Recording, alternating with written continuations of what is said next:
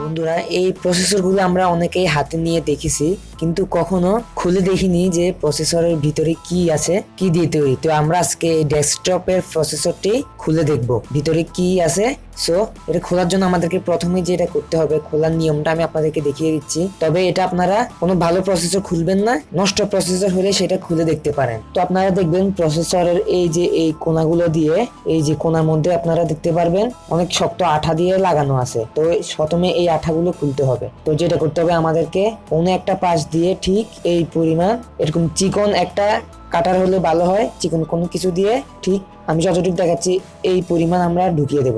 তারপর আস্তে আস্তে সম্পূর্ণটা করে ফেলবো। আমার যেহেতু আগে থেকেই খোলা আছে, সো আমি আর দ্বিতীয়বার খোলা লাগছে না। তো এইভাবে গামের অংশটি আপনারা খুলে ফেলবেন।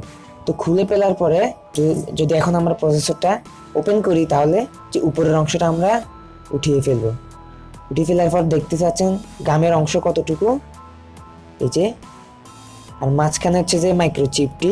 তো এই যে প্রসেসরের ভিতরে যে অংশটা আপনারা দেখতে পাচ্ছেন, এটা খোলার সাবধানতা অবলম্বন করবেন। খোলার সময় আমি সাবধানতা অবলম্বন করিনি, তাই চিপটি এখান থেকে খুলে চলে এসেছে হাতের মধ্যে।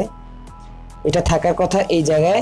তো আপনারা যদি খুলেন তাহলে নষ্ট প্রসেসর হলে ভালো, আর যদি ভালো প্রসেসর হয় তাও খোলার পরে আপনারা এটা ব্যবহার করতে পারবেন।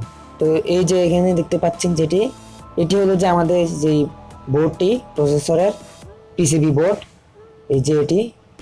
তো এটিকে আমরা দূরে রাখছি।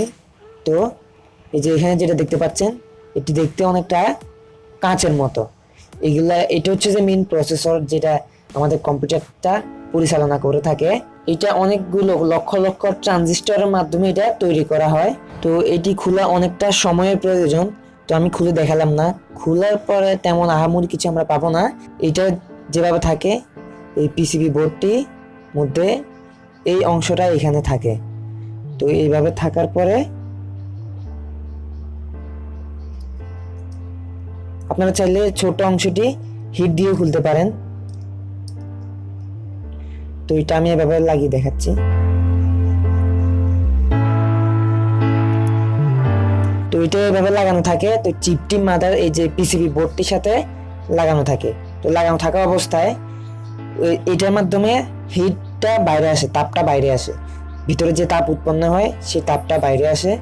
তারপর এই যে কানেক্টরগুলো, সবগুলো একটা একটা কানেক্টর এক এক কাজ করে। এই সবগুলো কানেক্টরের মাধ্যমে তথ্যগুলো বাইর হয়, আদান প্রদান হয়। তো একটি মাদারবোর্ড খুললে তেমন কিছু নেই, এটি দেখতে পারবো আর কিছু বুঝতেই পারবো না আমরা।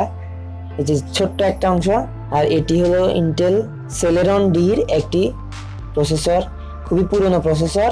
ভিডিওটি যদি ভালো লাগে চ্যানেলটা অবশ্যই সাবস্ক্রাইব করবেন, আর পাশে বেল আইকনটা প্রেস করে দিবেন, আর ভিডিওটাতে অবশ্যই একটা লাইক দিবেন। সো দেখা হবে পরের ভিডিওতে।